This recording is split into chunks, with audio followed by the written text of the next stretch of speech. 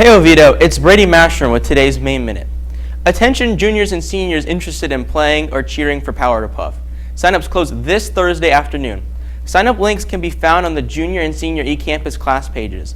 All money is due on or before this Thursday. If you have not paid, you are not guaranteed a spot on the roster. Practice schedules are posted on the eCampus for both teams. Juniors playing Power to Puff, Coach Hurston and Coach Simmons will have a short informational meeting right after school this Thursday, September 1st, in Building 1, Room 210. The OHS Fellowship of Christian Athletes Club will be meeting today during both lunches in Room 5206. You do not have to be an athlete to join. Future Educators of America will be holding an interest meeting on Thursday, September 1st after school. Anyone is welcome to join, especially if they're interested in becoming an educator as a career. The Black Student Union will have its meeting today at 2:30 in Mrs. Finnegan's room, Building 8, Room 220. They will discuss homecoming activities and outreach. All are welcome. FutureGen will be meeting today after school at 2:30 in the Media Center. We'll be premiering our first full episode of Roar TV at the end of this week. As we gear up for a full year of Roar TV, let's take a look back at one of our award-winning stories from last year. Here's reporter Delaney Warner with the story of the Senator tree 10 years after its demise. In 1500 BC, what would become the fifth oldest and largest bald cypress tree in America sprouted, growing to become 125 feet tall and 3,500 years old. Named the Senator tree, it and its sister tree, Lady Liberty, are two of Florida's oldest pieces of history. Even some of the indigenous people who lived here before the Europeans ever arrived used the big tree as a landmark for, I don't know if they call it navigation, but also when they knew where the Big Tree Park was and where the big tree was. These trees being so impressive in stature and history draw the attention of many. Even our former president, Calvin Coolidge, paid a visit. Here people would come by steam-powered paddle boats down the St. Johns River, and they would dock at Sanford. And there's even pictures of people taking horse and buggy rides on the trails to go see this giant bald cypress tree. So it was really kind of Central Florida's first tourist attraction.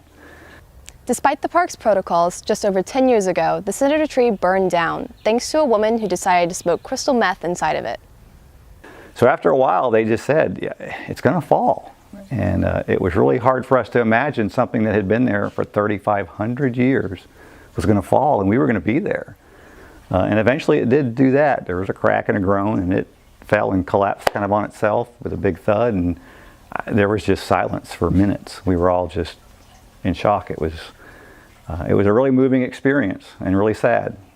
Everyone was very distraught, but I don't know whether, I think we're angry at the young woman, but we also knew that it was done. You can get angry, but it isn't going to change the situation. The tree's gone. We knew we couldn't just leave it lie. You know, that was a suggestion that just let nature reclaim it, and that would be an honorable thing for such a big tree. And but we said we got to do something to memorialize it, to keep the Senator's legacy living on. Taking remains from the fallen tree, multiple artisans created art from these pieces, ranging from carvings to vases. These art pieces were distributed to multiple museums in Florida. In fact, right here in Oviedo, you can find a carving in the Lawton House Museum. These art pieces truly captured the beauty of the Senator tree's legacy. We were distraught when the Senator was burned down, but now we'll wait another 1,000 years and Lady Liberty will grow as big as he was. For More TV, I'm Delaney Warner reporting. Bioscience Club will be meeting on Thursday, September 1st in Mrs. Demons' room from 2:30 to 3:30, and all members, new and returning, must attend to join this year's club. Oviedo Wrestling will have a preseason wrestling interest meeting on Thursday, September 1st at 2:25 in Coach Waters' room, Building 8, Room 202. Please see Coach Waters with questions. Habla Español? Even if you don't, please join us for the first Spanish Club meeting of the year today at 2:30 in Building 13, Room 10. The building is for all returning and potentially new members. Join for culture and conversation about all things related to the Spanish-speaking world. Dues are $20 for the year and include a club t-shirt. Spanish Honor Society members should plan to stay for a brief meeting after the general club meeting. NHS applications are now available on your class Canvas page as well as OHS social pages. Applications are due no later than September 2nd by 2:20. If you have any questions, email Mrs. McKernan or stop by 8021. Model United Nations Club will have its first official meeting this Friday, September 2nd at 2:30 in room 13008. All new and former members should plan on attending.